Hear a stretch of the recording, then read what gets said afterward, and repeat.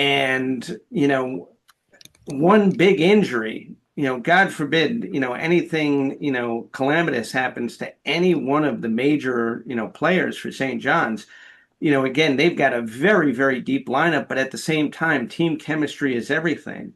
And, this is the other thing you've got to think about as a head coach like Rick Pitino is my season going to be compromised by a major injury that, could throw us completely off track? Because that's, the challenge of a head coach is how do you get these players to play together? And then if an injury happens, are they going to overcome all of, the challenges that they face because of that player being out? And really be able to make that run deep into the tournament in March. And that to me, I think is really going to be what is revealed with this season. The excitement around what he's done with the draft, the excitement around Zuby, the excitement around how these players play, the excitement around the schedule. Because again, Patino is not shying away from playing some big teams and trying to get as much recognition as possible on the national stage before the tournament, with the full expectation that he wants to, get these guys to repeat in the Big East tournament so they can go into the, tournament with the, premier position and premier stock. So a lot of things have to go right.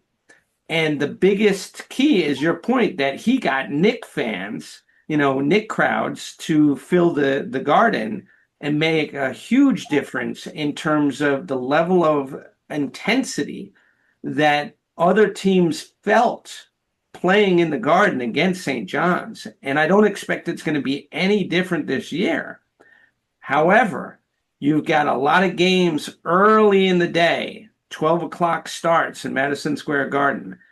Are people willing to come in? I think absolutely, because again, they'll come in, they'll spend the whole day, start with the St. John's game, but you never know. Again, I give him credit for the fact that I think that the early games prevent him from having to compete with a lot of the other events and excitement of the city in the evening.